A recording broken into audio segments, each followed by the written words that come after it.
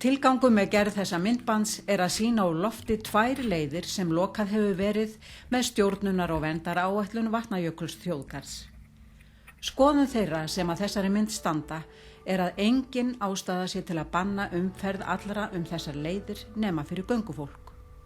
Myndirnar sýna að ekki eru nein áberandi sár í landið af völdum umferðar.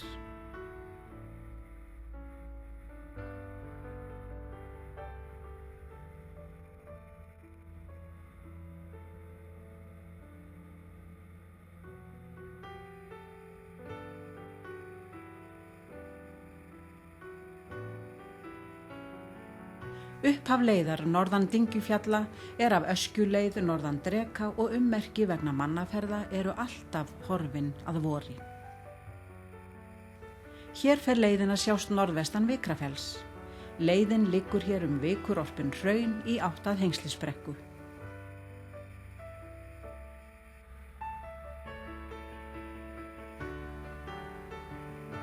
Framundan sést Stórakista til vinstri og Kollóttadyngja til hægri.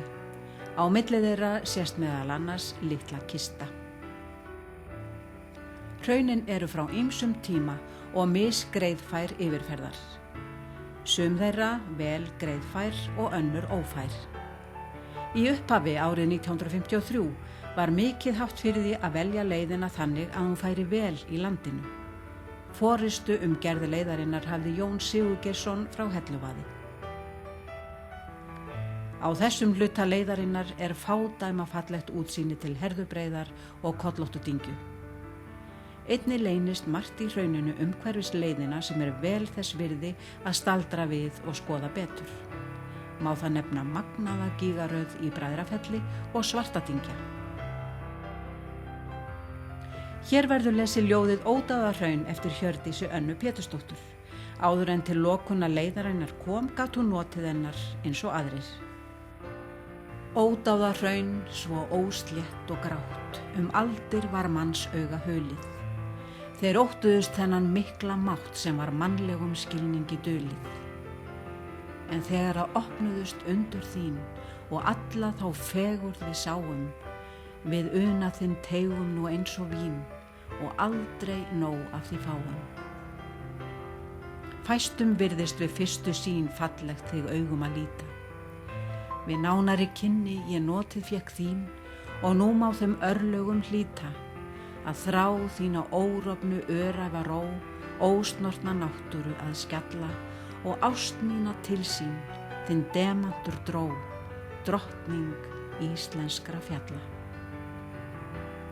Hjördís er bundin við hjólastól og getur ekki farið leiðina nema í bíl. Hér er eingöngu fært hörðustu göngugörpum, meðal annars sakir þess að milli Vatnsbóla er 60 kílómetrar. Nú er komið Hengslisbrekku upp á stall neðan Stórukistu. Stallurinn virðist samsettur úr gígaröð og misgengi.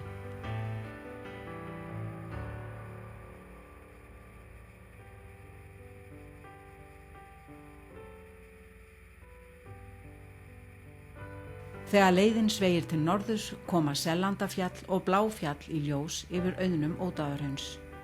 Einnig fer að sjást í Kollóttudyngju.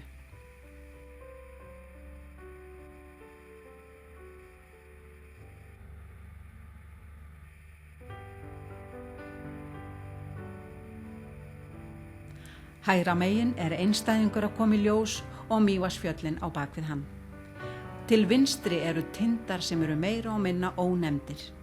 Á fáum stöðum er Ódáðahraun tilkomu meira og upplifunin sterkari. Eins og sjá má er hér ekki stingandi strá og svæðið nær gróðurlaust. Fegurð svæðisins sem framundan er mikil.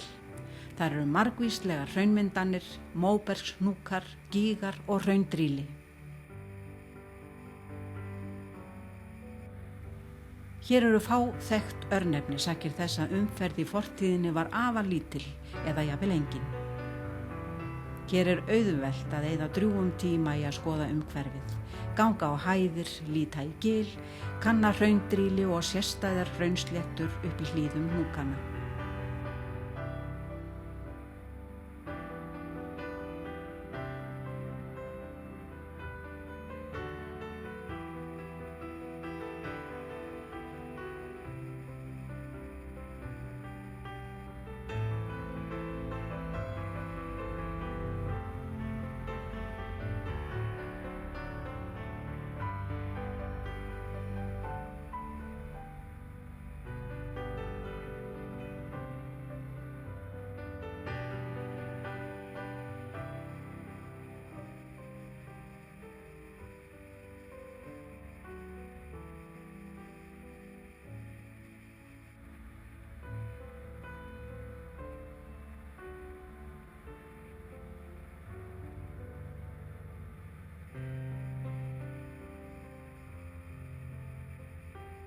Hér opnast víðáttumikil auðn sem nú er öllum lokuð. Vinstra megin framundan er Tvíburatindur. Í nánd við hann lá elsta þekkta leiðin úr Svartárkoti í Öskju. Þá leið var farið með bátinn sem Max og Rudolf og Walter Knebel fórust með á Öskjuvatni í upphafi 20. aldar.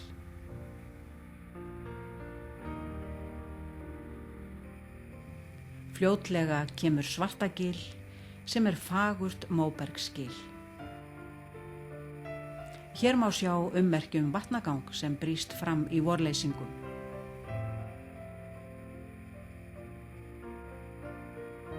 Hér er sá hluti leiðarinnar sem notaður var við hestaferðir í Dyngjufjöll og Öskju áður bifreiðanaut við.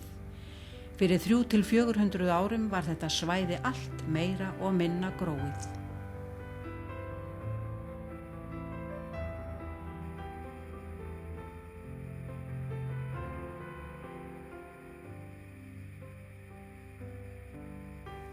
Nú er stutt í þann stað þar sem komið er inn á leiðina Dyngjufjalladal.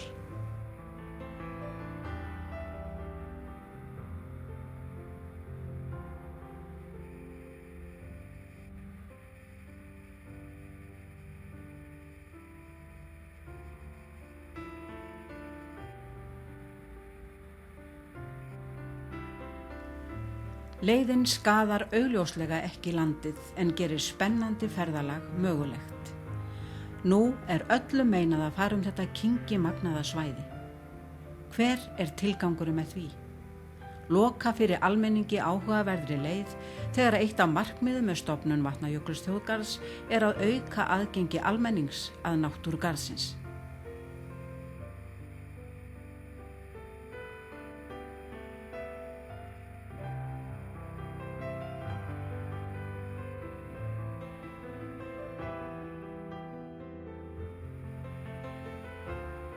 Séð hef ég skrautleg suðræn blóm, sólvernd í hlýjum garði. Áburð og ljós og aðra virkt, enginn til þeirra sparði. Mér var þó löngum meir í hug melgras skúfurinn harði, runnin upp þar sem kalda kvísl kemur úr vonarskarði.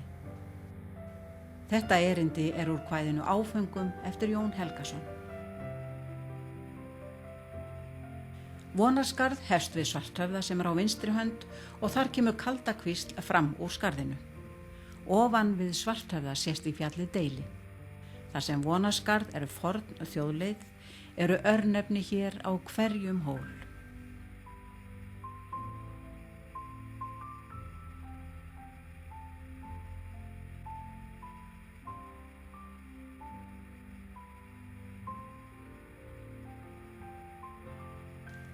Leiðin liggur hér mela og malareyrar og hverfur gjarnan að miklu leyti vegna veðurs.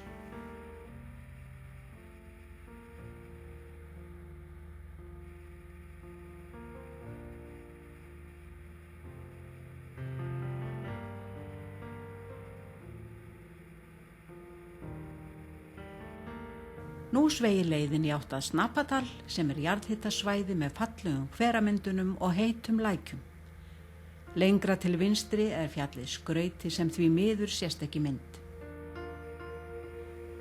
Nú er flogið inn fallegt svæði við mynni Snapadals. Á þessu svæði er full ástæða til að leggja bílnum og skoða svæðið. Þarna er viðkvæmur mosagróður og jafnframt mikil náttúrufegurð.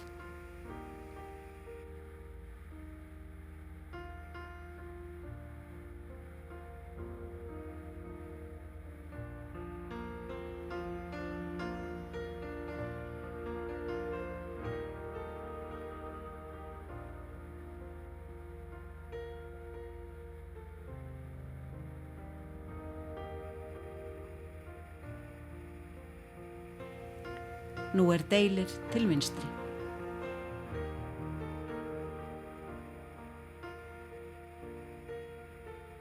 Hér er víða ómögulegt að koma auga á leiðina.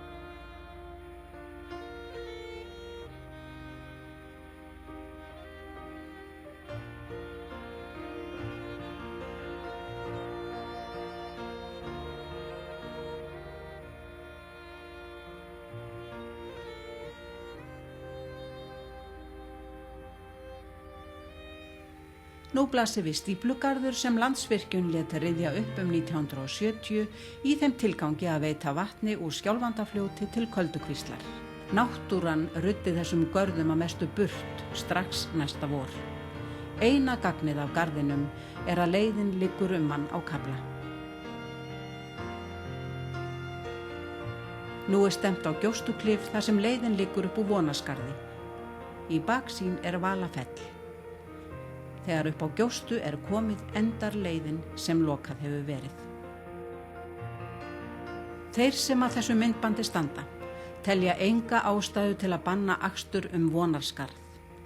Akstursleiðin frá Svarthöfða að Gjóstu skarðir er 15 kílómetrar en lengist í 100 kílómetra við lokunina.